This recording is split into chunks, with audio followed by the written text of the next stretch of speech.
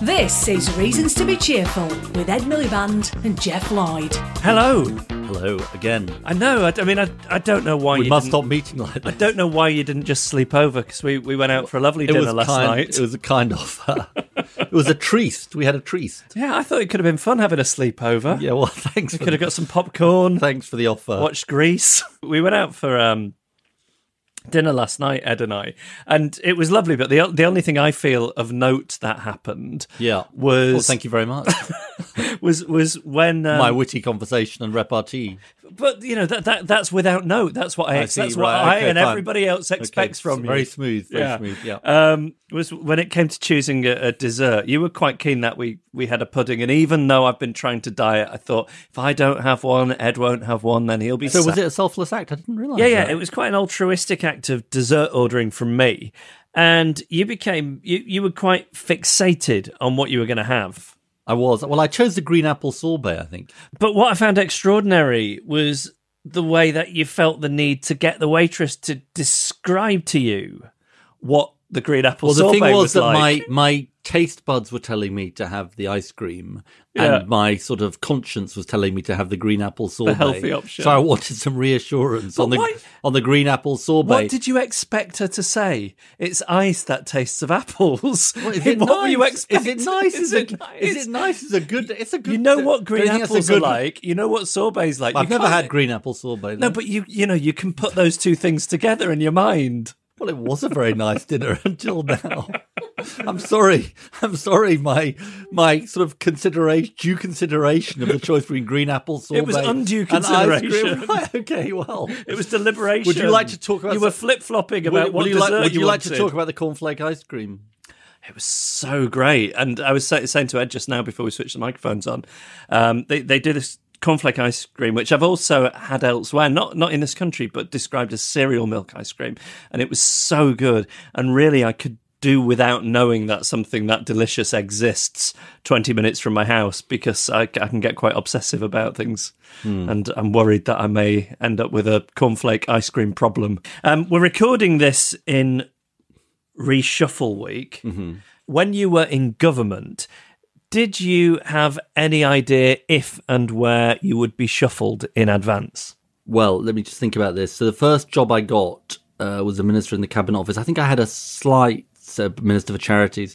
I think I had a slight sense it was coming, but I wasn't. You can never be sure. But reshuffles are very messy things. So do you have it in your head? Oh, I hope I get this one. I hope I get this one. Oh, bloody hell, Minister for Charities. No, I was quite keen to do that, actually. I was quite keen to do that. And then when you were leader and say the government had done a reshuffle, do you then have to do a corresponding reshuffle? Is it like top trumps? You think, okay, they've appointed Ken Clarke to this role. He's sort of plain speaking and a little bit crumpled. Who have I got like that? What about Alan Johnson? I mean, is that how it works? No, I think they violated every cardinal rule of reshuffles, actually, in this reshuffle. First of all, you should try to avoid people thinking it's coming. Because if people think it's coming, the press immediately speculates on who's going to be got rid of. That's the first cardinal rule. Secondly, they appear to have allowed speculation. They appear to have fed speculation about who was going to be axed, which is bound to, you can't avoid that completely, but they seem to have fanned the flames. And what does that mean? Like, sort of, they'll be saying, Greg Clark's on the list, or Justine Greening's not long for this. But who is saying that? Like political aides, people around, people in number 10. Sounds like it was people around number 10 were saying it, right? Or they weren't discouraging it. Terrible mistake. But how do those people feel about being sort of targeted? And you sometimes you can't avoid that because there are noises off, people saying things. And then thirdly, they kind of didn't really work out whether people were going to agree to move and whether they were strong enough to insist that they either move or leave the government. So that's what led to her farce of Jeremy Hunt and Greg Clarke both being in number 10 at the same time. Why they invited them at the same time, God only knows. Because that is another cardinal rule. You have people in sequence and you know what the sequence is. So they were both in there. Greg Clarke was kept waiting for 2 hours while Jeremy Hunt said, I'm not moving. And then she had to sort of say, well, I'm not moving. I just think it was just such a display of weakness and sort of shambles. It was sort of extraordinary, really. Because that's the other thing as somebody on the outside that you always think, like, why is that person being? There's not necessarily any correspondence between somebody's expertise and the department they're going to. I mean, look, in the junior ranks, it's a much more complicated process. We used to have a big board with all the departments on it, and then people's names on a magnetic strip, and you'd have to put people into the different departments, and sometimes it wouldn't fit. Who was in charge of the board? I think the chief whip, Rosie Winston, was in charge of the board. Right. But you had to limit the number of people who could be in there, and you had to plan it like a military operation, and as I say, sometimes you couldn't make sure that you didn't breach any of those rules. Sometimes people would speculate, and you couldn't deny it. Like when I introduced the rule to be the shadow cabinet was elected and then it was appointed. Once I introduced that rule, it was quite hard to avoid there being speculation. I was going to make some changes, etc., etc. But I think the general way they've gone about it was just, I don't know, it just seemed very, very, it's so surprisingly, because, I mean, it's like, I know you don't like sport particularly, but it's the equivalent of a reshuffle of like a set piece play, like a free kick in football. You choose its timing, you choose when it's coming. Now, of course, things can happen which are beyond your control. People turn things down and all that. But normally you can sort of anticipate that. Yeah. And you all go for a big team bath afterwards, like a game of football. Probably not, actually. Frowned upon. It's slightly different. I don't think that's probably that's not compulsory. So, shall we talk about what we're going to be talking about this week? Do you want to?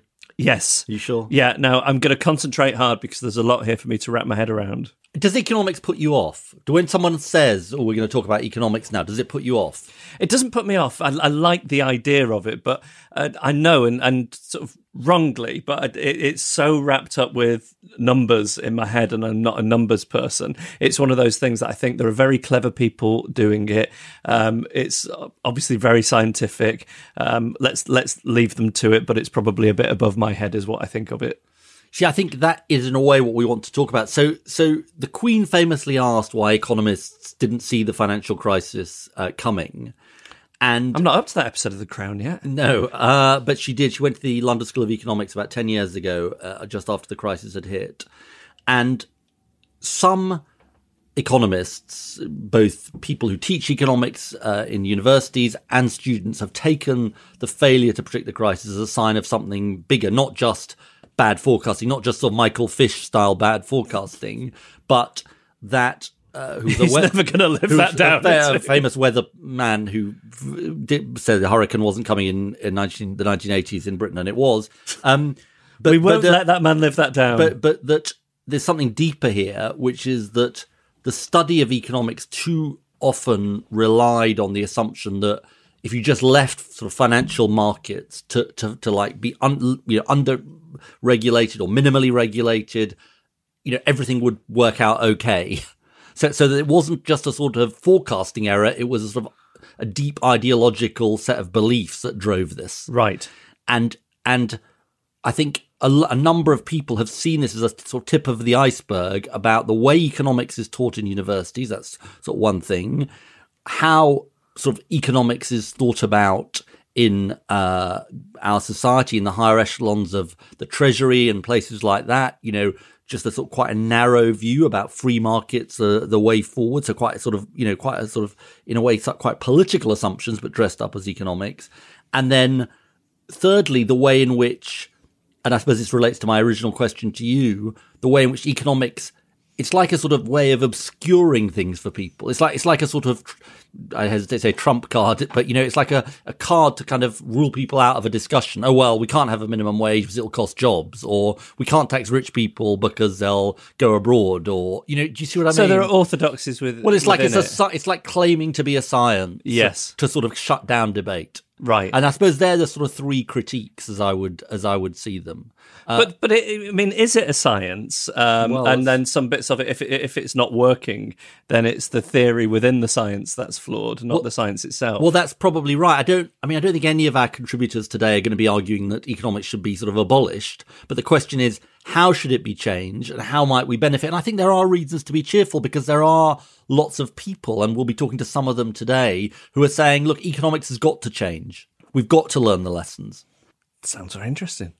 And we're going to be talking to Wendy Carlin, who is Professor of Economics at University College London and is leading on something called the CORE project, which is reforming the undergraduate economics curriculum across the world at a number of universities. And we're also going to be talking to Maeve Cohen, director of Rethinking Economics, which came out of students demanding change in the way economics was taught, and Victoria Waldersee, co-director and commissioning editor for Economy, which is trying to take economics out beyond universities to people in their lives and trying to sort of demystify it. Well, I'm very intrigued by this. And then something completely different, which is hugely exciting. We've got a sort of complete Jeff's bonus today, which is we're going to be talking to the Prime Minister of Iceland, Katrín Jakobsdóttir, about a new law that she's introduced. She's a sort of quite an interesting coalition of left and right in Iceland, but she's from the left. But she's introduced a new law on gender pay to try and close the gender pay gap. So we're going to be talking to her about that and about... Can I ask her about trolls? Well, we've had this debate, haven't we? Over ice cream last night. If you want to... Let's not go back to the ice cream. If you want to... if you want to ask her about trolls, be my guest. People in Iceland widely believe in trolls and elves and little folk. I'll tell you what I want to ask her about, which is that she wrote her thesis as a student on Icelandic crime novels. Aha. So, Icelandic noir. So I'd quite like to ask her about that, but I mean, she's probably a busy person. Well, there's a lot on the agenda here, isn't there? There is Trolls, a lot on the agenda. elves, Icelandic noir, and something about gender pay as well. Exactly. Yeah. And the other thing that's interesting is actually Iceland in a way was the country worst hit by the financial crisis more than anyone and has recovered. We might get into that too. And we've got a comedian. We do. Zoe Lyons, who you may well have seen on things like Mock the Week and Live at the Apollo. She'll be coming in to pitch some ideas which could be potential reasons to be cheerful. But before that, our reasons to be cheerful. What's yours? I started a little bit of spring cleaning yesterday. We have a drawer in our house, which I think of as the drawer of despair. So it's the drawer in which jars of oil and gunk live. And What do you mean gunk? Basically what happens is every time there's an interesting looking recipe in the paper, we'll rip it out. Yeah. And then there'll be something in the recipe that you would never ever use, like pomegranate molasses. We'll use it once, think, oh, that was too much of a faff. And you end up with a drawer full of this stuff which leaks. And I managed to get almost all of it out yesterday. Some of the bottles and jars were actually stuck to the bottom. And then I scraped all this stuff. It was so horrible you could make a horror film about it. It was like this disgusting... Carry on listening, by the way. This is going to end eventually, this story. And I'm assured it's going to end within the hour. Just hang in there. And the other thing about me is carry on. I love spice. So whenever it's my birthday or Christmas, people buy me bottles of hot sauce. Spice, so hot sauce, I had to pour all this stuff down the sink. And the spatula and I was breathing in fumes. I wish I'd worn a chemical mask. I felt like I was breathing in Agent Orange. But finally, I managed to get the drawer of despair. What you've got, Ed, must be f***ing good if you're that impatient to get into it. I mean, I think you've set a pretty low bloody bar, mate. I cleared the drawer of despair. What's your reason? What's your great reason to be cheerful? Well, I'll sort of say to you that I think you're right about the spring cleaning. The spring cleaning has something to be said for it.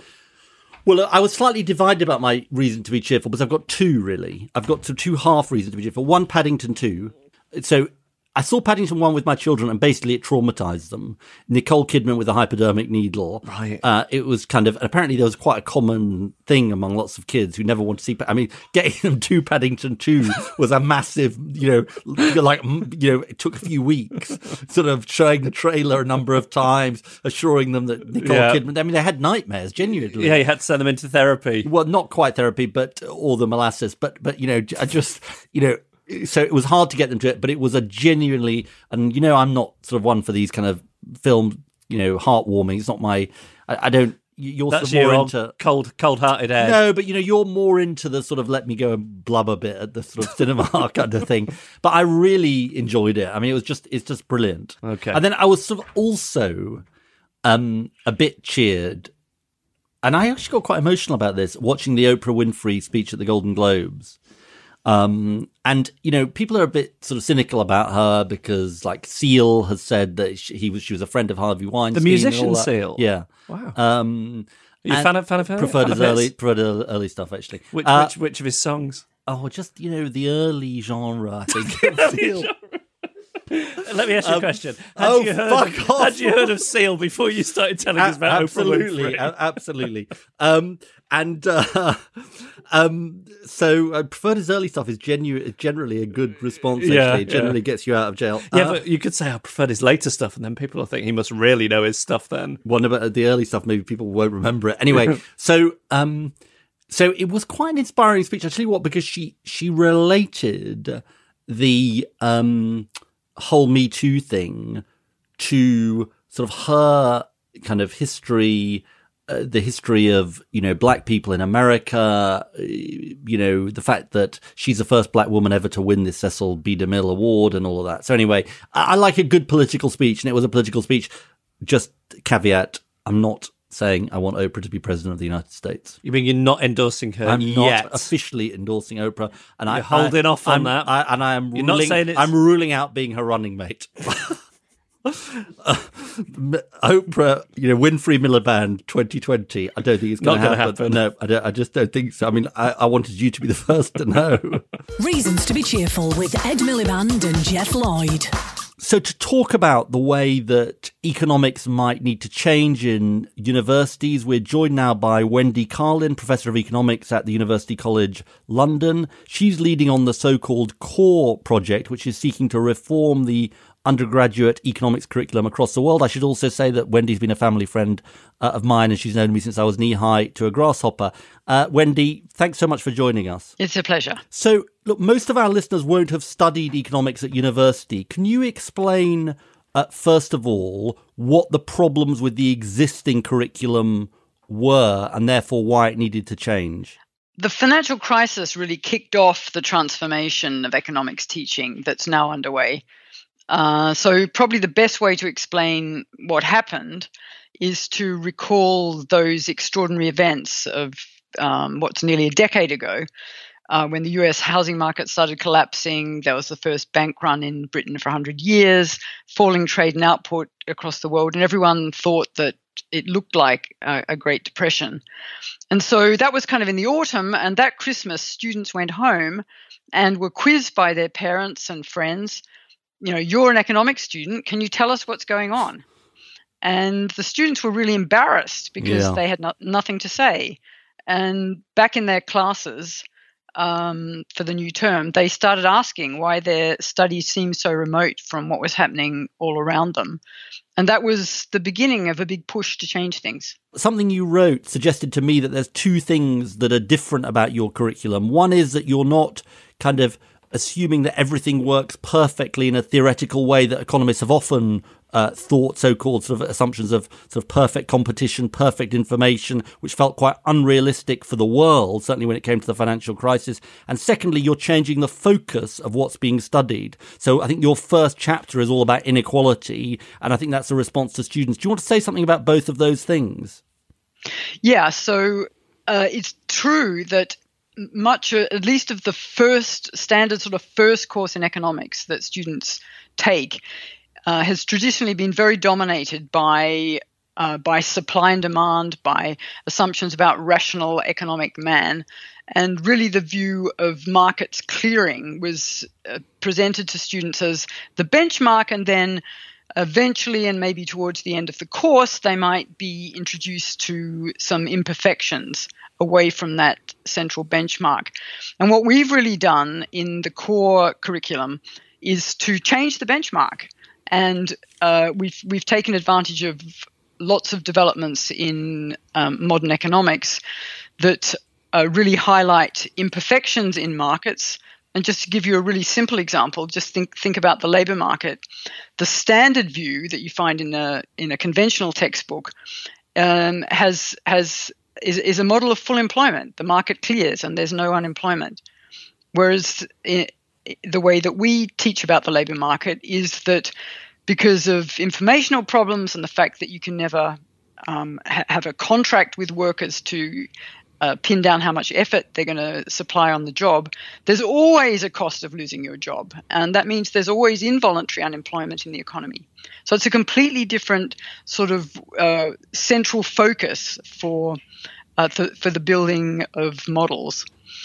And your second question was to do with what's the subject matter of economics? And one way we approached this was to ask students and actually other groups of people what they thought the most pressing problem that economists should be addressing was. And what was really striking is that the answers from groups in very different parts of the world were very similar. So the central question nominated was inequality, and that was even true of a group of all of the new recruits to the Bank of England as new professional economists. But they're also very interested in environmental sustainability, the future of work, as well as questions of financial instability.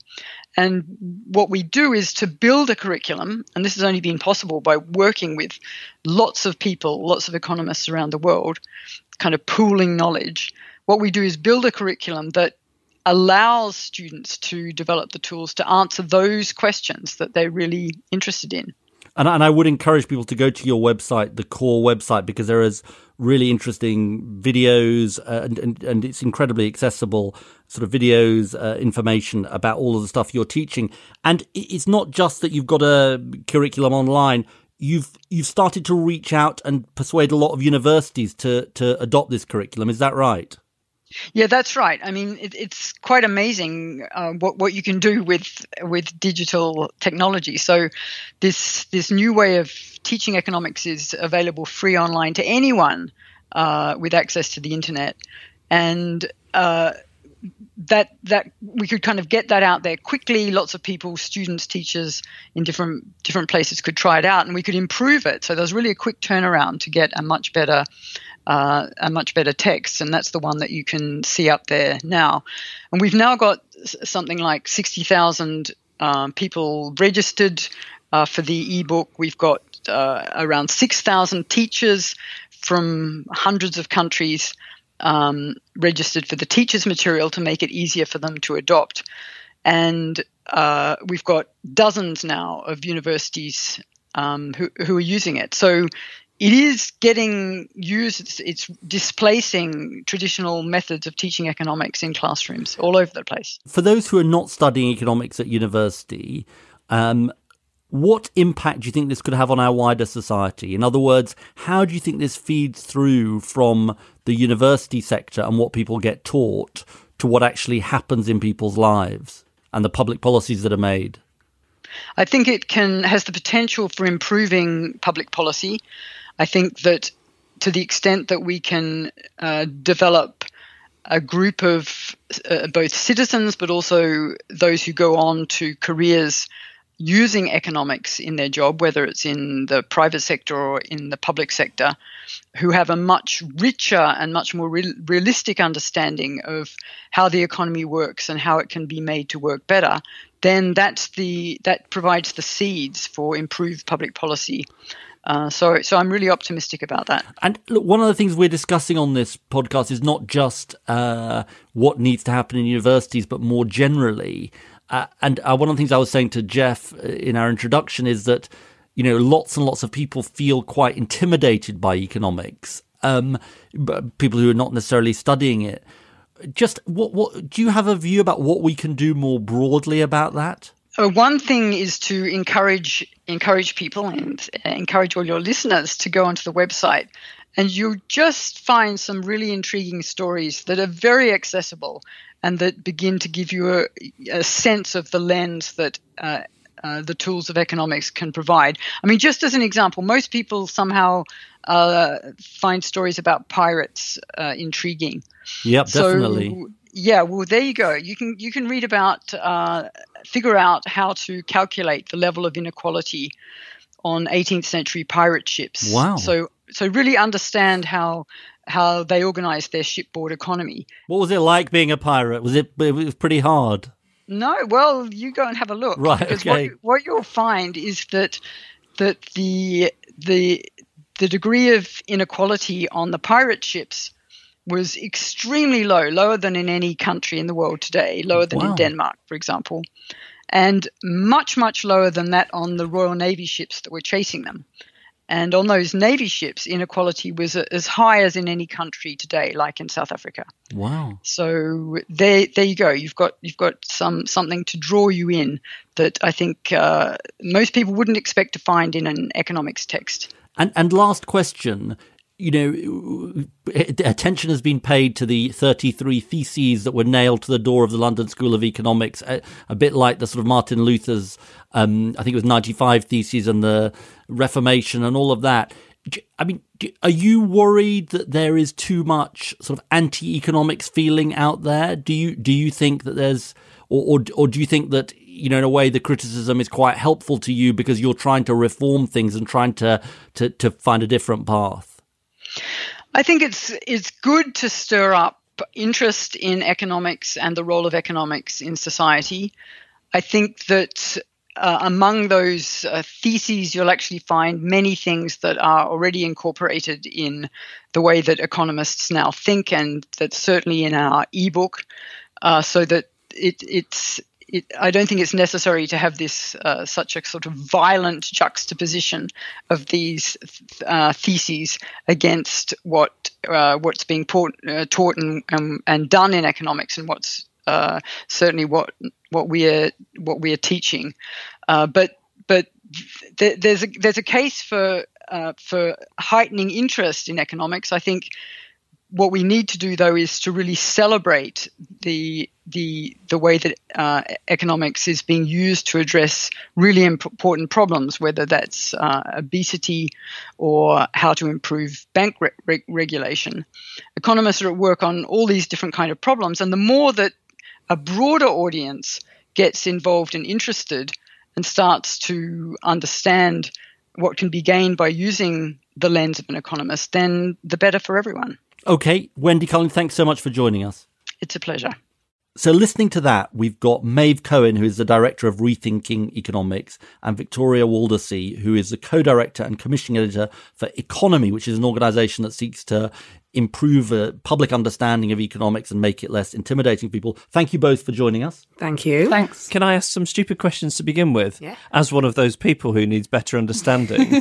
The first thing is economics not just like science in a certain way, in that it has no inherent bias to it? It's whatever systems you put onto that, be it free market economics or Marxist economics. Economics itself is sort of data and theory and empirical stuff, and if a better theory comes along, then you replace it, right? Well, it's a social science, so it can't be like a natural science in the sense that, for example,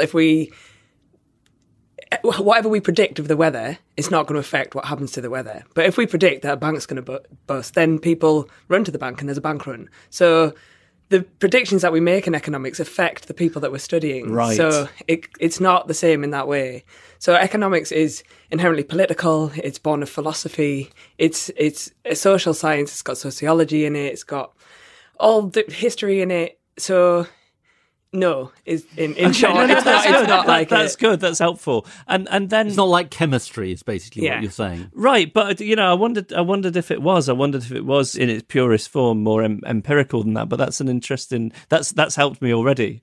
I think also it's quite interesting that people have this impression that there is a purist form. There isn't really a purist form. Right. It's all something that we've made up. It's a discipline like any other, where we've decided to categorize a certain kind of body of knowledge as economics, but there isn't a proper economics. There isn't always going to be a right answer in economics. So then what this is it's become a dogma the way it's taught then? Yeah, there's definitely an understanding that there's a certain way that it's almost like people think politics is the bit where you debate what's right and wrong and your principles and your values, but then the economics is just what's the economics of it. It's like, how much does it cost and is this going to work or not? People have this impression that there's a right answer in economics and then you can debate it in the politics, but it's not really that clear a separation. Right, I suppose I've got it in my head. It's like the evidence that the the economics is the evidence that the politicians go to. Because that's how it's presented, right? They'll tend to say, we'd love to fund the NHS more, but unfortunately, the economy is just not gonna be able to handle it right now. Yeah. And that argument doesn't make any sense. Right.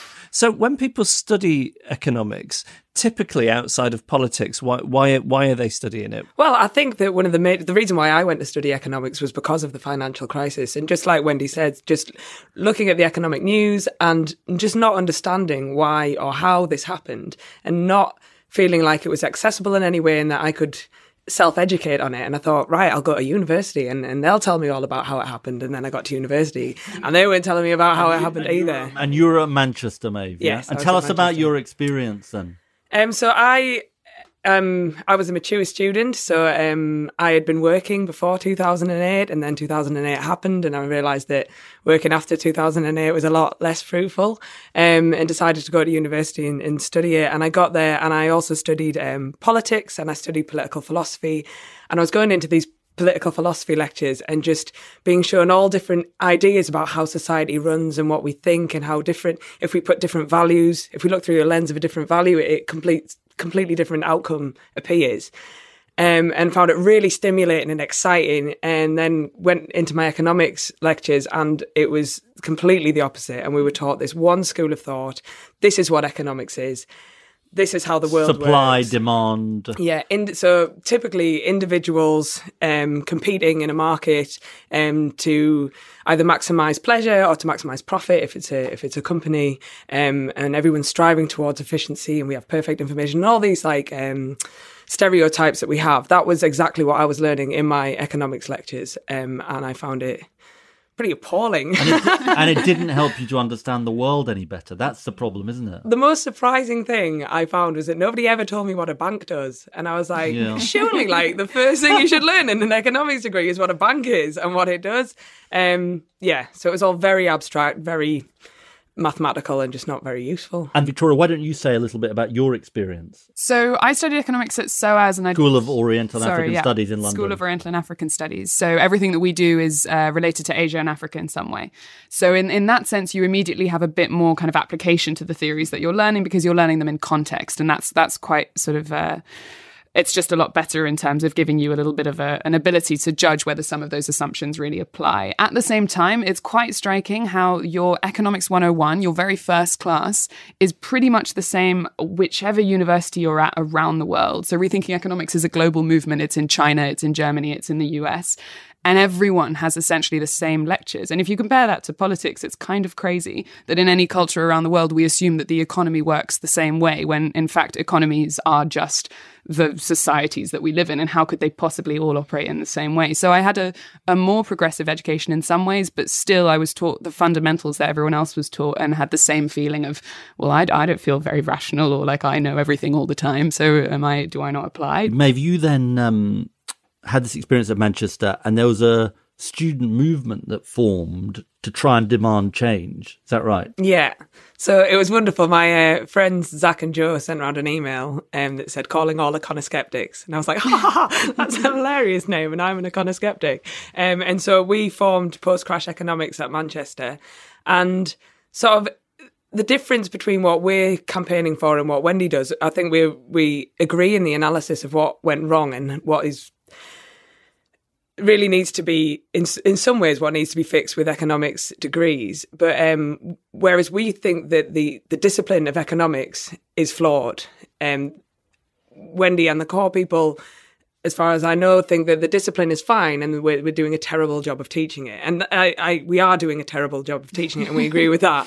But we critique the discipline as well. We feel like there's this one school of thought, which is the one that I've outlined for you, but there's many other different schools of thought that are relevant in some circumstances. So, for example, the environment within this school of thought that we learn at university is seen as outside of the economy. And so it is not considered in economic decisions in the way that some people think it should. So another example would be ecological economics, in which the economy is seen as embedded in the environment. So every single decision that gets made in ecological economics has the environment embedded in it. So both ways of thinking have their benefits, but what we're arguing for is that economics students should be versed in all the different, well, not all the different ways of thinking it, but the credible ways of thinking about economics, so that they've got this richer and more useful view of the world.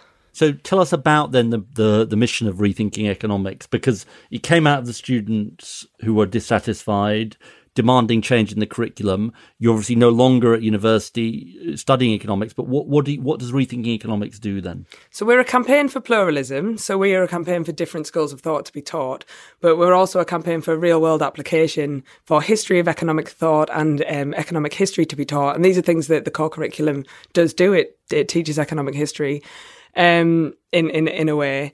And we want economists to be critical. We want them to be versed in political theory. We want them to be versed in sociology. We want them to have a broader understanding of what humans are, how they behave, what the assumptions that we are bringing to the table are, and whether they will affect our policies in any way. So, yeah. And do you think change is coming? The same question I asked Wendy. I mean, I'm struck by the list of Wendy's list. You know, it doesn't have the London School of Economics on it. It doesn't have, I don't think, Oxford or Cambridge.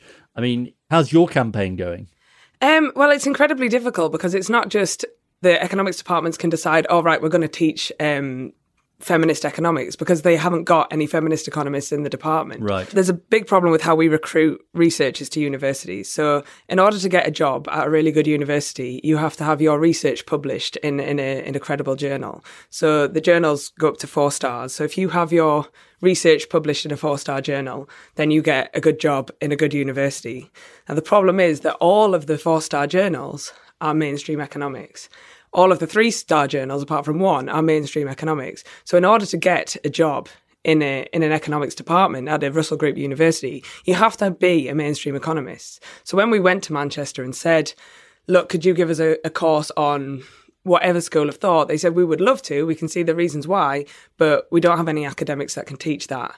So there's massive institutional barriers to change that are more than just an economics department going, yeah, that sounds great. Now, Victoria, tell us about your organisation, because you're kind of responding to the what if I can speak for Jeff, what Jeff, I think, what the man in the street, what Jeff feels, which is, well, I think what lots and lots of people feel, yeah, even people who studied like me in a master's in economics, you know, it can be intimidating. It's almost like designed to be intimidating and to sort of put people off. And is that what you're trying to deal with? Yeah, so people are definitely incredibly intimidated by economics. We were just talking about this kind of economy face, which is what my colleagues and I say, that this is the expression that people have when they say, so we started Economy as a digital news platform. And when we would introduce ourselves to people and they go, oh, yeah, what do you do? I'd be like, oh, I just co-founded this digital news platform. They'd be like, oh, that's so cool. What is it? And I'd be like, oh, it's trying to make economics more interesting. And their face just drops. It's a party killer. It's such a party killer. And then we would find ourselves be like, no, you don't They were looking understand. over your shoulder, finding someone else to talk to at the party. Yeah, that really is what would happen. And then we'd find ourselves like justifying ourselves. We're like, no, please, it's interesting. I promise. This is exactly why we exist, you know. So that feeling is definitely very real and very present. And I think it's completely understandable. If you think about, you know, the vast majority of us won't study economics at university, nor will we study it at school. And actually one of the campaigns that we're just about to launch is to get economics into the school curriculum and make it statutory, which is really, really exciting. But until that happens, the vast majority of us will never encounter this in an academic setting, which means that the only time that we come across this word is in the media, or when politicians talk about it, or when we're thinking about our personal finances, which is a subject that for a lot of people is quite a stressful thing to think about. So actually, I think it's a combination of the fact that the settings within which we learn it often presume a lot of background knowledge that people just have never really had the opportunity to gain. And secondly, if you look at the way that the economy is often discussed, it's very, very detached from human involvement. So we will talk about society and then we'll talk about the economy. And I'm not really sure that they're so separate. We'll say this and this is happening in X way, but meanwhile, this is how the economy is doing. But what is the economy if not all of us every day doing what we do? And I think it is different than other areas, isn't it? Because if you think about the NHS or education or crime, you know, or transport, you know, I think it doesn't have the same chilling. I'm not saying it's, you know, party killer. Please, you know, yeah. but it's not, doesn't have the same chilling effect, does it? I mean, I'm looking at you, Jeff. No, because with something like transport, everybody's got an opinion on trains, or if the NHS, everybody's got an opinion. And it's sort of legitimate to have an opinion, to get an appointment at the doctor's. Absolutely, yeah. But economy is mystified because you feel you need all this background knowledge, and there's this sort of tinge of numbers and science to it that feels exclusive. So how do we change it, Victoria? And not just your experience at parties, but how do we how do we change the sort of dynamic of this? Yeah. So in the process of setting up economy, so I was part of Rethinking Economics as a student, and when we graduated, myself and my co-founder Joe, we had just received a lot of funding as a student movement to set up this project, and the remit was very broad. It was find a way of making this subject more accessible to the general public. And so when we went about trying to think of how to do that, we did first essentially create focus groups, interview settings, places where we could talk to people, and the only criterion to talk to us was you're not remotely interested in economics. So we had lots of people to talk to, and we asked them why. And very often, actually, it links to the point that you just made. When you talk about transport or the NHS, you understand what you're talking about. When you talk about the economy, it's what are you visualizing? What is it tangibly? And so we found people would say, if you ask them what color they would think of when they thought of the economy, it was red or black, sort of urgency and darkness. We asked them to picture what it might look like, and someone said a blob sitting in Westminster. Lots of people just say money. One person said, "Are you talking about money? Because I don't have any." So I think one of the main things that we have to do is give people just a sense of what that word really means and is. The way that economy works, our organization, is that we try and find spaces where people are having real conversations about real things and feel comfortable and confident doing so, and finding interesting ways of talking about the economy within that space. So the digital news platform that I now run is operating mainly on partnerships with publications that reach people to talk about the things they really care about, whether it's the BBC, Huffington Post, Vice, Unilad, whoever, and figuring out ways with them, with communication experts, to talk about economics that make sense for their audiences. Similarly, we're about to launch a crash course, which is a series of 10 weeks workshops on economics in marginalised communities around the UK. And for that, we're partnering with housing associations, with trade unions, again, finding spaces where people are already talking about the real issues that affect them and bringing in economics knowledge in an accessible way to that space.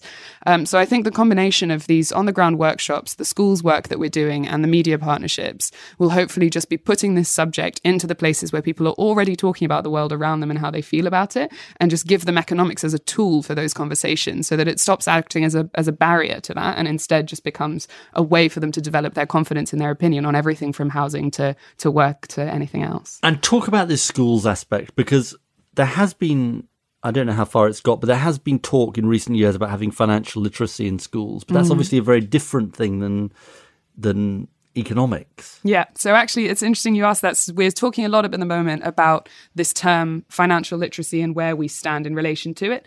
We're sort of developing this idea, which quite a lot of people have been talking about, of economic literacy and what that means in contrast to financial literacy. And to us, that isn't just about your money and how to make the most sort of savvy decision about where to invest, but it's also about your understanding of the labor market where you live. So just, what jobs are available, the way that you choose to vote based on your understanding of the tax system and how well that's working for you, your opinions on essentially quite value-laden subjects such as immigration or childcare, and feeling well-versed in that conversation to us is what economic literacy could mean. It's still something that we're exploring.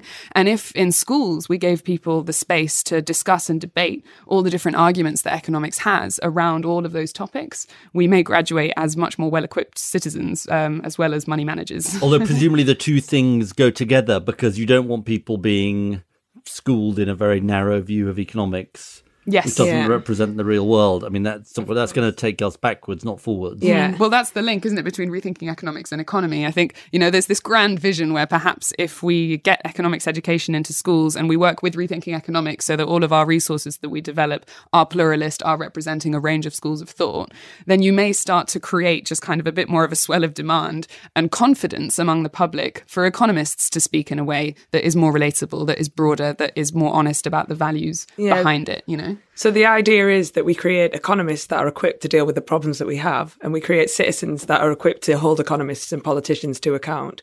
So at the minute, economic decisions or economic influences affect all policy decisions, and citizens they're afraid of economics or don't think it applies to them.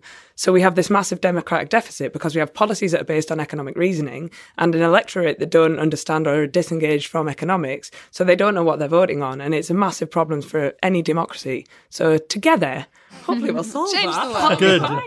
That's not a reason to be cheerful. So, Maeve, tell us, if you're a student listening to this and you think, I like the sound of this, how do people get involved? What can they do in their university, school, wherever? Well, the first thing to do will be to go on our website, which is rethinkeconomics.org, and in the top left-hand corner, there's a Become a Rethinker button. Just press that, and you fill in a form, and our wonderful... Boom, you're a rethinker. Boom, you're a rethinker. But the wonderful Hannah will get in touch with you, and she'll tell you if there's a group near you, or if you need to set up your own group. We have loads of how-to packs. We have lots. And you don't need to be an economics student to do this, do you? You don't need to be an economics student. Obviously, you need to... Part of it is lobbying the economics department, so it's a good idea to... economics departments will listen to economics students more than they'll listen to art students. So it is a good idea to try and get economics students engaged. But no, if you think it's a good idea and if you want to set one up at your university, we have a very helpful staff team and lots of resources and advice to give you. And please do get in touch because we need more. And Victoria, if people are listening to this and thinking, well, I'd like to know a bit more, I didn't study economics at school or college, but, I sort of do feel it's something I need to know more about. What's the first? They can go to Wendy's website, but what else can they do? Yeah, so there's a bunch of different ways. So we have our own content online. If you go on whatstheeconomy.com, then you'll find our news platform, which is de-jargoning the news of the day, and also trying to make sense of some of the issues that people are likely to be coming up against, whether it's rent prices, finding a job, whatever else it may be. So that's a resource to just kind of help you start making sense of the conversation happening around you. Similarly, we're always looking for journalists to work with. We're looking for volunteers to run our crash courses and people to partner with for those crash courses and people to attend them. I'm toying with the idea. Come on. No, honestly, Definitely. And they're all designed so that they can be run by someone who doesn't have much experience with the subject themselves as well. It's you really don't want about... Jeff running the course. You're not looking at him to just he runs the course. Let's not get ahead of ourselves. Yeah. No pressure. So I think we have available materials online for you to start making sense of it, but the whole point is that we want to facilitate conversations in as many different spaces as possible. So whether you think it's something that you might be able to talk about with friends and family, whether it's something you could talk about in your workplace, whether you want to be able to lobby an MP or whatever else it is, on the site you'll hopefully find a way that will direct you towards any of those things, or just speaking to a member of the team, and we can support you in that. Maeve and Victoria, thank you so much for joining us. Thank you. Thanks for having us. So, are you less intimidated? Yeah, I want to find out what's going on with the pirate ships. Definitely. I would sign up for that course in a heartbeat. I think both of us thought, is this going to be a challenging subject to do? Because it's not about a specific policy. But I think it's so important to talk about it because, more than any policy in a way, this has had real impacts on people's lives. So the view that was taken about the way markets were going to work, including financial markets, directly led to the crash. And it's not just economics that is at fault. That's too simplistic. But it was a certain strand of economic thinking that led to that.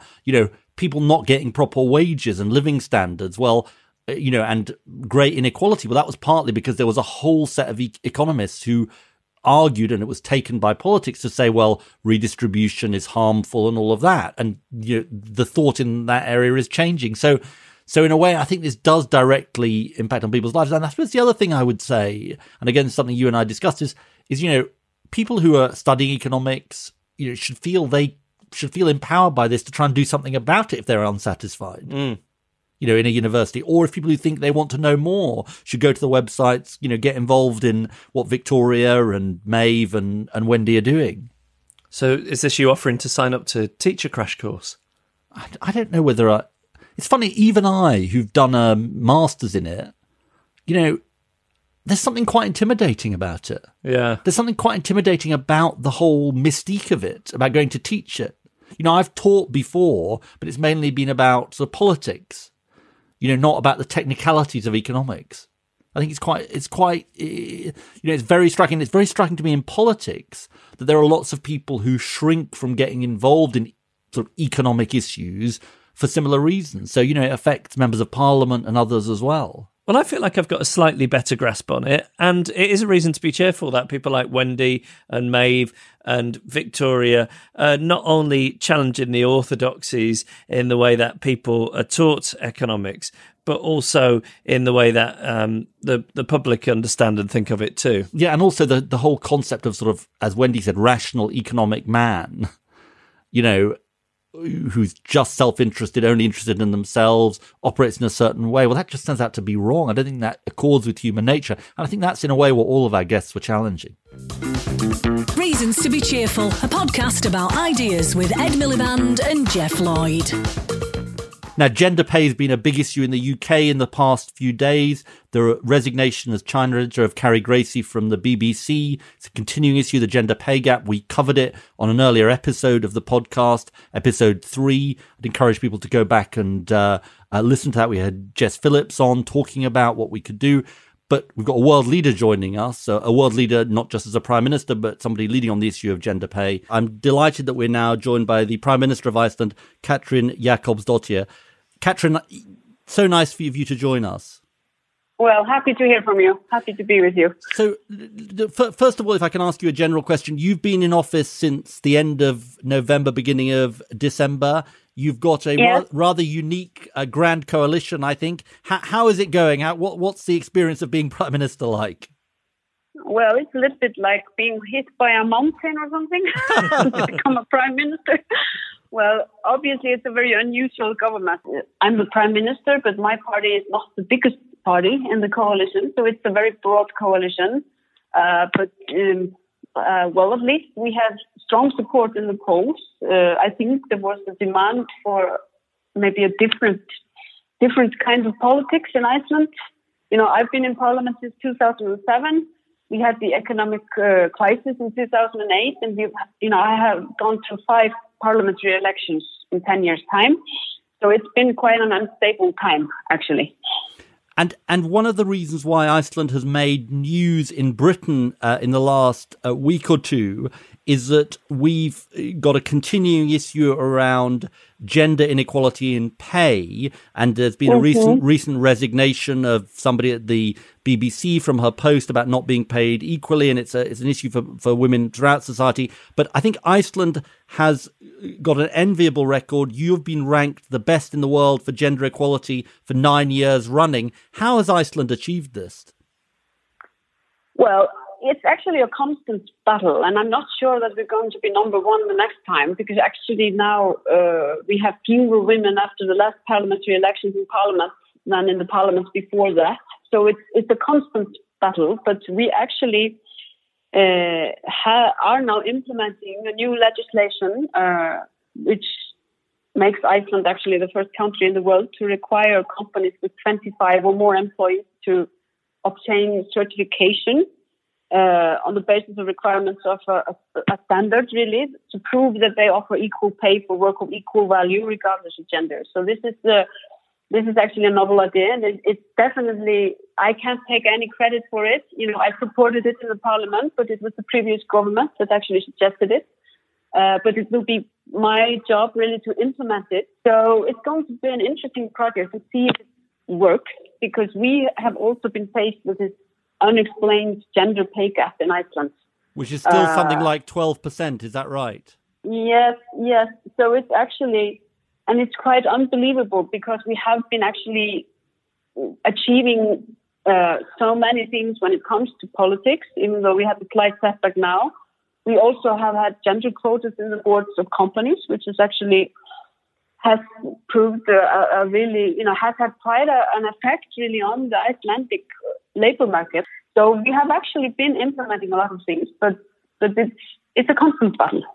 And the significant thing about the new equal pay law, as you said, correct me if I'm wrong here, is that it shifts the burden from the employee having to prove discrimination to the employer having to prove that there isn't discrimination. Is that right? Yes. And actually, it's built on an equal pay standard, so it actually becomes necessary for companies over the size of 25 employees to actually being able to really prove that they are paying equal salary for equal amount of work. And am I right in thinking that you've also said that you're going to try and eradicate the gender pay gap completely by 2022? Yes, that's our goal.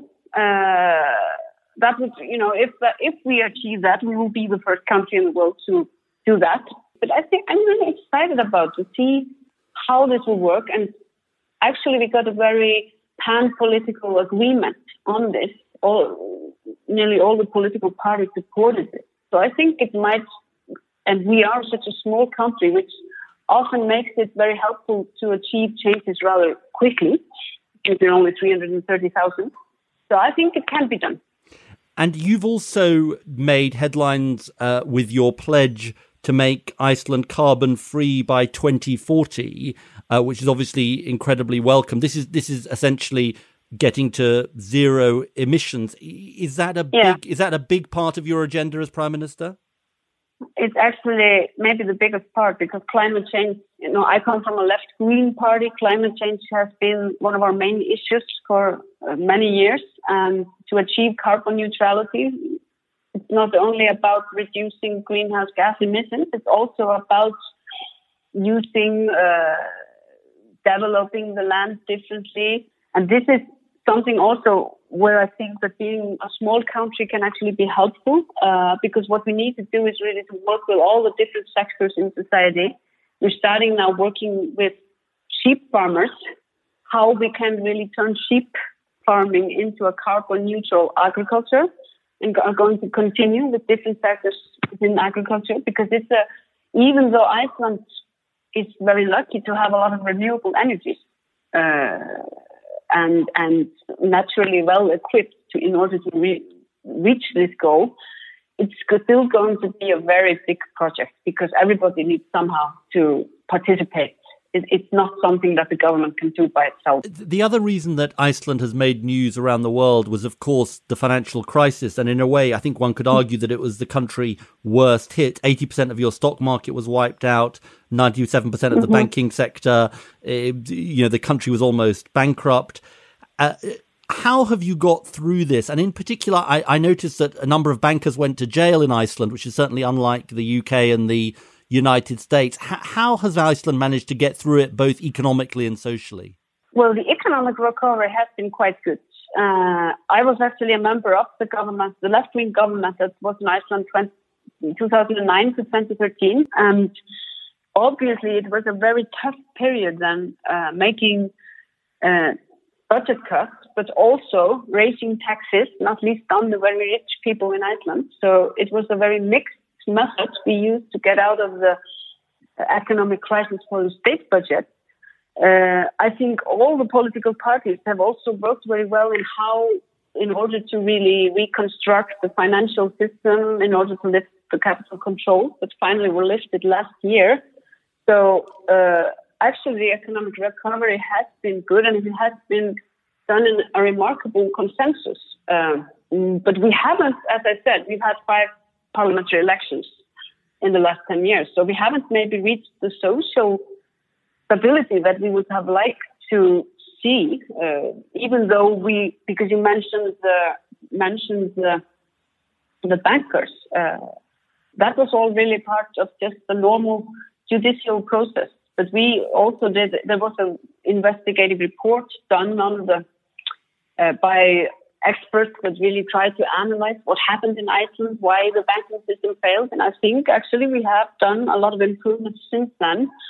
But hopefully we are now reaching maybe the phase where we can actually begin talking about political and more social stability in Iceland. And that's maybe the biggest political issue in Iceland. Now, when we see the economic recovery, how are we going to build up the public sphere? I want to ask you a lighter question, which is, I read that you wrote your thesis as a student on an Icelandic crime novelist. You know that there is great passion in this country for Scandinavian noir, Icelandic noir. Have you got any recommendations for us? Well, I actually love your crime fiction tradition in the UK, so I'm a great fan. Which ones do you like? Well, I started to read Agatha Christie when I was 8 years old. Wow. Well, yes, in Icelandic translation, obviously. And I have read English crime fiction ever since, and Scottish crime fiction, Rebus, and you mentioned it, and Anne Cleves is a favorite of mine, and her Shannon novels. So, but I actually could recommend a lot of Icelandic authors. My favorite one is Arnaldur Indriðason, which has been translated into English. But there's a growing number of new Icelandic crime fiction writers publishing every year, and more of them are being translated. So I really don't know what it is. I think maybe it's the bad weather in the Icelandic crime novels or something that's so fascinating. Well, it's a very important genre. Can I ask you about trolls and elves and little people? Because I was trying to explain to Ed that a majority of people in Iceland believe in these things, and he thought that I was joking and that I'm making it up. But there's a strong tradition of that, right? There is a strong tradition. However, I do not believe in trolls or elves.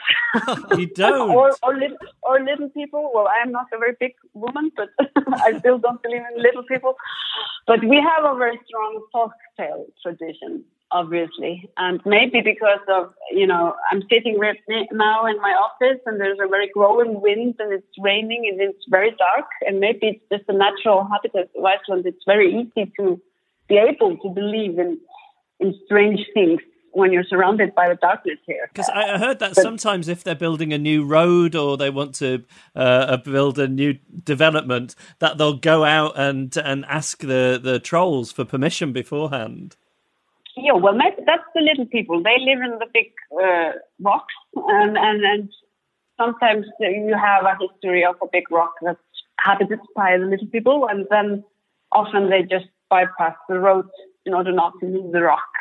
It's a nice way of somehow respecting the nature, maybe. Yeah. I have a last question for you, Katrín, which is that you are a great example of female leadership. How difficult is it being a female leader, and how important do you think it is for Iceland in terms of the focus that you have on specific issues? Well, I think it's very important for women to have more women leaders. And, when I was 4 years old, Vigdís Finnbogadóttir was the first woman who was elected democratically a president in Iceland. And she was the first lady that was elected in such a way in the world. And she was a very important role model for me and my generation. Now, I'm a woman number 2 to serve as a prime minister in Iceland. And that's really amazing because we've had so many prime ministers, up until 40 prime ministers. So obviously there's a long road ahead, but I think it's really important when we think about the issue of gender equality. It seems somehow that we're never there. We're never at the end station. So it's really important that we always keep on talking about these issues and being very mindful, and we don't. And then, therefore, it's so important to have both men and women at the table. Being a politician, I know from experience what it's like to be the only woman in an all-male committees or something like that. And you don't get you get better decisions when you have the equal number of men and women. So I think it's really important for all women that we just take the floor when we can. I also think, and I must say it, that when we look at gender equality, it's not only about the individuals, it's also about the changes in the system. And I think Icelandic women can be very grateful to the women, for example, who changed the kindergarten system in Iceland and changed the role of maternity and paternity law in Iceland, so that we actually can do this without having to make the choice between having a family and being in politics. Katrín, thank you so much for joining us. That was a really brilliant interview, and we wish you all the best with your very important work. Thank you so much, and I hope to meet you next when I'm in the UK. Yes, please come and visit us in the UK, and and maybe we'll come to Iceland and visit the rocks and also say hello to you. You're always welcome. I can show you some little people. I look forward to it. We really appreciate it. Thanks so much, Katrín. Thank you. Well, that was great. I want a prime minister on every week. Well, we've got one next week too, hopefully. So trolls, I really admire you for getting... you got to the truth about trolls, didn't you? Yeah, I mean... It was Paxman-esque. Yeah. No journalistic training, by the way. Exactly. Well, is that true? Yeah. Oh, I didn't know that. Really? I seem like somebody who's got journalistic. Pro. You didn't take the first answer. Yeah. You just kept going. Yeah. You had your point about trolls. Yeah, and I got to the rocks. Out of it. Yeah, I did get to the little people in the rocks. Here's another thing. Woodward and Bernstein, I think, are quaking in their boots, honestly. Here's another thing that I should have asked her about. Every few years, a polar bear goes on the rampage in northern Iceland. Really? Now, here's the thing. Polar bears aren't native to Iceland. And what happens, they're sitting minding their own business on a bit of ice in the Arctic, and it breaks away, and then they float for days and eventually end up in the north of Iceland, which is south of the Arctic Circle, by which time they're really hungry. And they end up coming onto land and going on the rampage. But, we went on our summer holiday, believe it or not, last year, or the year before last, to the Arctic Circle. To a place called Svalbard in Norway, very northern Norway in the Arctic Circle. And if you go outside the 1 kilometer perimeter in Svalbard, you've got to have a gun in case you get attacked by a polar bear. Is that right? And we saw polar bears in the wild. Actually, it was amazing. Wow, just like they are on the Fox's Glacier Mint advert. Exactly. Yeah, that's one for the young people who are listening. But that's really interesting about polar bears. Yeah. I've got some good facts about Iceland. It's not just all polar bears and trolls and crime thrillers and crime thrillers. But I think there's a really important sort of lesson to learn from her, because yes, it's a country of 330,000 people, but I think if you think about any, and this is in a way the point of the podcast, if you think about any policy issue, there's probably a solution somewhere in the world to it. Yes. And they are obviously worldly, and just a very simple idea: change the burden of responsibility from the employee complaining to the employer who's got to prove they're, doing the right thing. That could have a real impact. It could have a real impact here. Yeah, and it's a very simple thing. It's a very simple change in a way of thinking. And all prime ministers are welcome to join our podcast, aren't all they? Prime ministers? Well, I don't think we'd refuse, would we? No, that's true. Yeah. Reasons to be Cheerful with Ed Miliband and Jeff Lloyd. We'd love to hear from you. If you've got thoughts on what you've heard, or if you've got ideas for future podcasts, you can email us reasons@cheerfulpodcast.com. You can follow us on Twitter @cheerfulpodcast, or you can find us on Facebook, facebook.com/reasons to be cheerful podcast. Stroke. Not slash. /. I think a stroke is nicer than a slash. / is offensive. I don't know. I think a backslash might be worse. But I think either is nice. A stroke is always nice. Stroke is fine. Stroke is fine. Right, we've had one from Ian Hampson. He says this: Hi Ed, I remember listening to Jeff on Key 103 in Manchester when I was 14. That was 1996, so please tell him he's not a millennial. I think that was the same year you opened an Asda in Manchester. I did open the big Asda in Hume, yeah. If people know that. So if you're shopping in the Asda in Hume, just think back 20 years to They Jeff should have Lloyd. a plaque up, really. I don't think they do. Well, we probably can get English Heritage maybe now. Let's get in touch with the 20-year rule.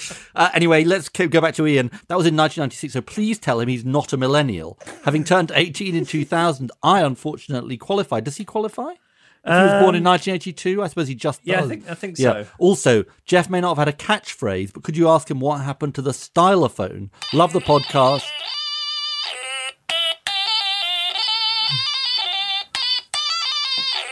There we go. There's a stylophone. That is the stylophone. It's actually not the same one. The same one I ended up giving to Paul McCartney. Oh. He asked for it. Really? We took it along. We interviewed him one time, and we got him to play it during the interview, and he asked if he could keep it. And I felt a bit strange saying no to a Beatle. So, no to Paul McCartney. Yeah, so I had to replace it. What's the history of stylophones? I'm not sure of the exact history, but David Bowie used one, I think, on Space Oddity. Right. There you go. This comes from Rory Keddy, who says, Hi guys, I found your Trains podcast as enlightening as it was frustrating. It irks me that as much as 75% of lines are operated by foreign state-run companies, and surely Andrew Adonis's example is evidence that taking, or at least threatening to take, the railways back into public ownership can be very effective. Anyway, Jeff mentioned that Virgin train toilets are full of annoying messages telling passengers to refrain from flushing goldfish down the toilet. I've just had the pleasure of using a Virgin train toilet on my way to Coventry and have had to endure the sound of Will Ferrell's voice telling me to watch his latest film, Daddy's Home 2. He also told me not to flush my grandfather's sweater down the toilet. With profits capped, it seems that these train companies are going to all extremes to bring in extra cash, including selling my ears to advertisers, when they know I'm in no position to escape. Yeah, we had lots of reaction to... That's dystopian, being advertised out while you're on the toilet on a train. I know. We've had lots of reaction, I think, on the trains episode, and this one comes from Chris Burks. Hi, Ed and Jeff. Really enjoyed episode 16 around the future of UK rail services. You touched on bus travel a little during the episode, and I think it's about time we discuss the future of those services. Spending public money on buses is broadly more progressive than spending it on trains, as it benefits a large number of the poorest in our society. I understand it shouldn't be an argument of either or, but only rail gets the attention. There's a fantastic report from the Equality Trust on how subsidies entrench inequality in the UK, and here's the link. And he gives a link, and we'll give it on our Facebook page. He also says it's not a case of one or the other, i.e. rail or buses, but I think we need to start looking at how we make bus transport more affordable, reliable and frequent for all. Thanks for a great podcast. Chris in Muscat, Oman. Wow. Bring your live show here. Okay, you sort out the logistics of it, Chris, and we're there. Good. This one comes from Hugh O'Brien, who says, I managed to convince my podcast co-host to give the show a listen. I brought it up while we were doing our show planning for our European News and Politics podcast, Previously in Europe. It's the name of the podcast. And he was pretty sceptical. Within weeks, I was getting texts about class struggle. There we go. So it's Bitcoin. I tell you, Bitcoin. You've just got to get them hooked. Yeah. Got to get them in the first place. Oh, yeah, I see what you mean. Yeah, definitely. Yeah. Yeah, but so persevere. If you've tried to get us a new listener up, if you've tried to bring along a +1 and it hasn't worked, don't give up. Exactly. Just wear them down. Get those. We want those +1s coming in. We'll read out some more on future episodes. And here is one from Martin from Wakefield. Hello, Ed and Jeff. I've shared a few reasons to be cheerful episodes via Facebook over the week since discovering the podcast. This evening, when my mum phoned for a chat, she dropped into conversation, completely unprompted, that she'd started listening and finds it very interesting. I don't know if you do shout-outs, but if you do, please could you say hello to Margaret from Radcliffe-on-Trent. Margaret from Radcliffe-on-Trent, thank you so much for being a listener. Well done. Big success. And you should be very proud of your son, Martin. Absolutely. From Wakefield. He's a good lad. He's a good guy. Very well brought up. He's a good guy. And we've had, as well as Oh Man, we've had other suggestions as to where we could take the show to do live episodes, including Aberdeen, Sheffield, Banbury, Belfast, Bristol, Brighton and Billericay. Billericay has sort of kind of resonance, doesn't it? Yeah, because reasons to be cheerful in jury, Billericay Dicky.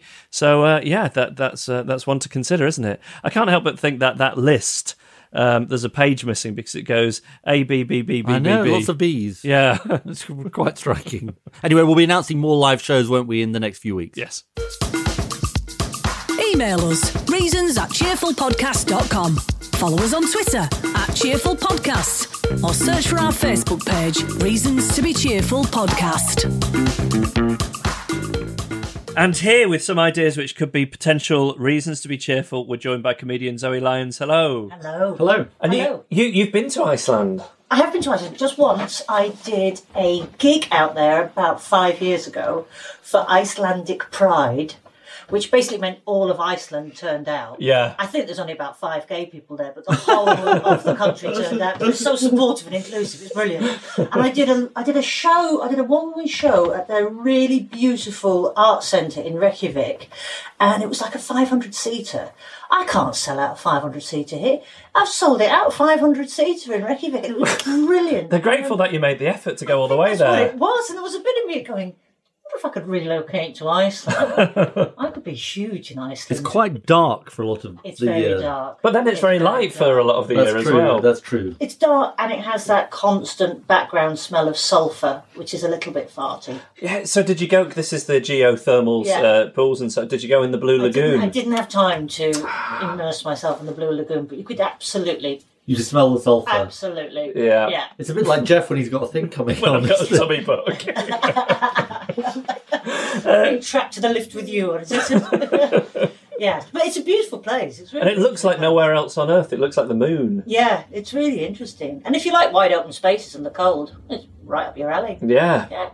Zoe, you've brought some ideas with you, which could be potential reasons to be cheerful. What's the first one? I've been thinking, actually it's quite topical, it's been in the news even today, it's about plastic waste. Right. I started scuba diving about 4 years ago. I took it up as a hobby because I got to an age where I thought I better do something, otherwise I'll be dead soon. And as a comedian, it's really easy just to sort of be in your own head all the whole time and not do anything out with comedy. So my wife and I took up scuba diving, and I've become obsessed. Really? Obsessed. Where'd you do it? I've been so many different places, Ed. It's been amazing. We've been to the Caribbean, the Red Sea, Oman, the Azores.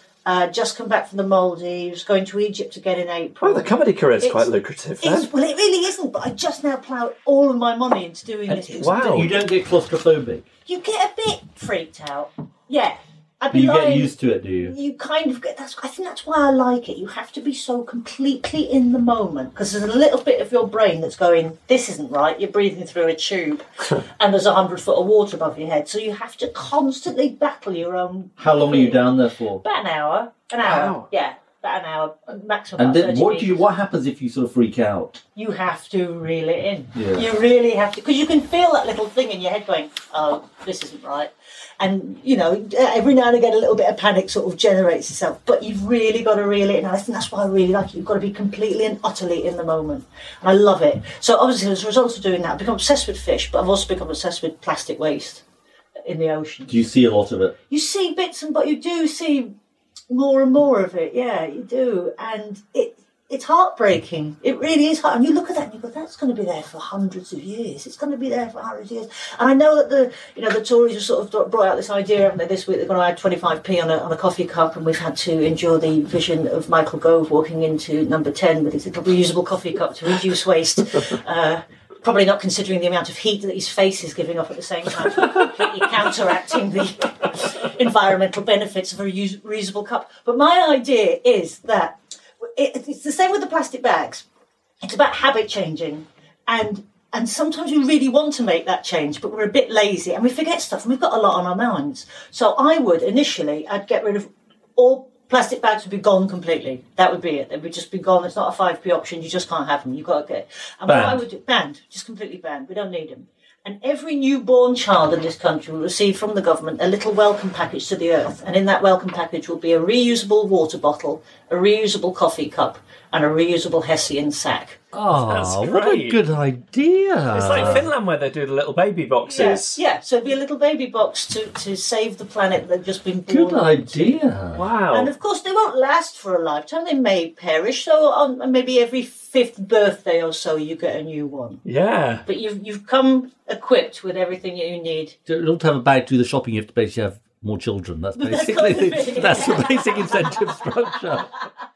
That's the problem these days. People just having lots more children in order to get their bags, their Hessian bags. They're a 5-bag family. Look at them. Yeah, exactly. They're doing nothing.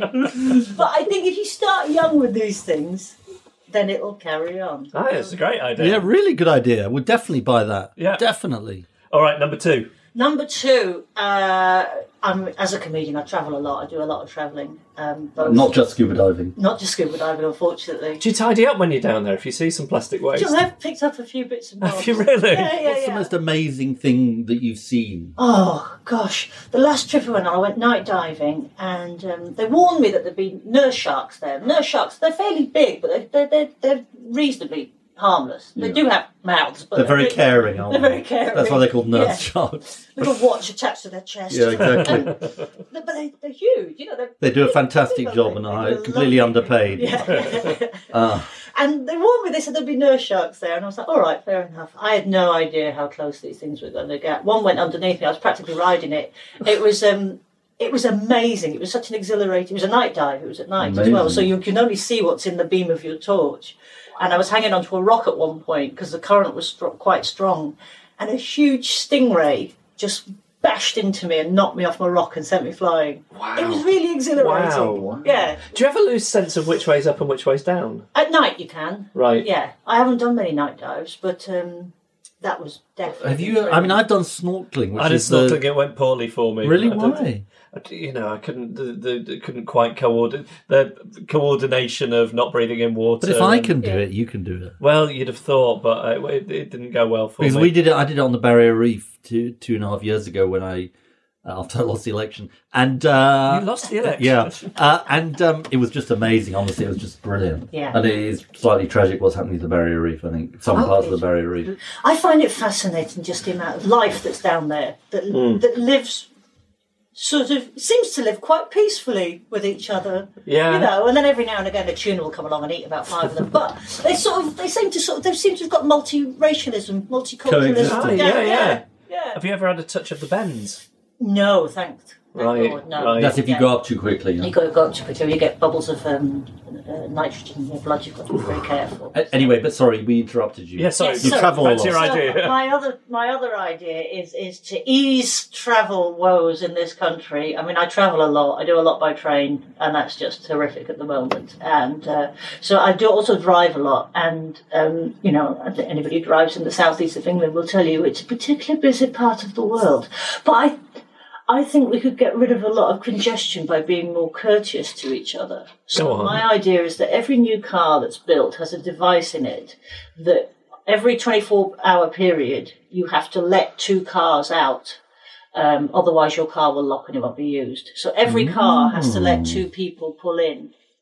Do you know what I mean? Yeah, I do, yeah. Yeah, because often when there's congestion, it's nothing other than a bit of chaos and stubbornness. There's very rarely something there in the middle of the road, an escaped elephant or sort of nuns on the run that's causing a congestion. It's basically just human stupidity and bullheadedness a lot of the time. So every new car would have a device. You'd have to let 2 people in. But you raise a really interesting question, don't you? Because when you get to driverless cars...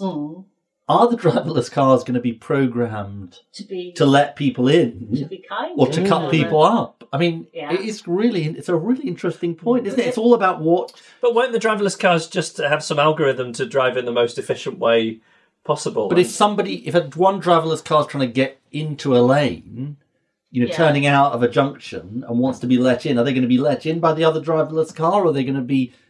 God, if you know about driverless cars, let us know. Yeah. But presumably the humans will have to program them to either let people in or not let people in. Well, it'll be programmed to work as efficiently as possible, won't it? And to be efficient, then there will have to be a little bit of give and take. Yeah. And therefore, you can't have human stupidity won't be able to hamper that. It will just be logic. Yeah. And logic would suggest that, you go, then I go, then you go. Do you practice what you preach? Are you a good sort of... You are? I do.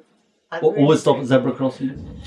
Yeah, mostly. Yeah. I'm not a driver, but I always think the gratitude from other drivers must be reward in itself. Caroline Ahern used to have a bit in a stand-up about passing a test and going out and just letting people out because she likes it when people aren't a little bit of a wave, or a little flash of the lights. Yeah. I mean, some people are gratitudinous, but some people are not so gratitudinous, if that's a word. I feel very embarrassed if I'm in a car with somebody else lets them out and they don't do a full thank you. I'm then putting my hand up as a passenger. Yeah. Have you ever been in a car with me? I have, yeah. How did you find the experience? I didn't. Where were we off to? We were coming here from the centre of London. Oh, yeah. I didn't find you to be the most confident of drivers. Really? Yeah. You have nothing of the boy racer to you. I think I'm sort of courteous and sort of, I think all these things are true. Yeah. We didn't have any crashes. No, we didn't. But I could imagine you getting stuck in. Crash free. I could imagine you getting stuck in a lane of traffic, waiting for somebody to let you out for a long, long time. Someone got out of the bed the wrong side this morning. You see, if you had my device, you wouldn't. You'd be sorted then. Yeah. Are we having a tiff? Is this? We are slightly a lover's tiff. Yeah. I think that's a lovely idea. And your third and final idea? Final idea. We have to rely on each other more as infrastructure sort of crumbles around us. And my idea is that everybody has to volunteer 1 hour, 1 week, but everybody has to do it. Therefore, everybody also gets 1 hour a week. So, for example, I could go and do somebody's shopping who is incapable of doing that, for example. Maybe compulsory volunteering. Compulsory volunteering, which I know doesn't, we're taking the volunteering aspect out of it away. Everybody has to do it, but it's an hour a week. The vol part of it is disappearing. Yeah. So everybody does an hour but receives an hour, right? So, you can go and do somebody's shopping for them if they can't get up and down the stairs or can't get to the shop, something like that, change a light bulb, all of those things. But then in return, I also get an hour, which would be great because there's so many things that I can't actually do that I know somebody probably on my street would be able to help me with. What like? I can't update my website. I know it's really stupid. I bought WordPress for Dummies, but there's just so many lines and words and pictures in it that I can't possibly. I'm sure that we've got a nice listener who'll start the ball rolling by offering you an hour of your time. Somebody on my street who would do it for. Like, it would take them an hour. Right. Yeah. Jeff, you could help them write like a best man speech. Absolutely, I could do that. Yeah. The only obstacle for Jeff will be having to deal with people, won't it? If there was something I could do where human for a interaction robot was minimal. You don't like the human interaction? I'm not good at it. Really? As you've sort of demonstrated. Yeah. This episode. Already alienated. I mean, look exactly. at Ed's body language. Folded my arms. Yeah. Arms are full. You've managed to have a receipt driving argument in know. an office, which is Exactly. It's a sign of the maturing of our relationship, I tend to think. We feel confident enough to have a sort of tiff. I think it's a good idea. I think it's a good idea. Bring people together. But it brings people together. Loneliness is a huge factor there, isn't it? Loneliness is a huge factor, even though we're also, in inverted commas, connected with each other, which is absolute rubbish, isn't it? Whoever gets, you don't get birthday cards anymore. You get a little thumbs up on your timeline or something. So actually, it physically forces people to connect with each other, Jeff, which you might have to get over.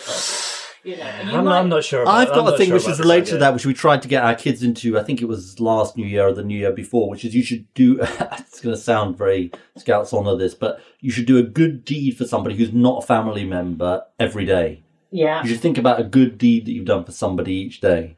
So what type of things would you get them doing? I don't know, being nice to somebody, saying hello, just a sort of, it doesn't need to be a massive thing. Even just spread a little hello happiness. Saying hello, being nice to a neighbour. It's giving me anxiety. I'm thinking, why are they saying hello to me? What do they want? I don't recognise them. Oh no, what if they're going to think I'm a rude person for not remembering who they are? I mean, this is just get over yourself. Turning me into a ball of anxiety. For goodness sake.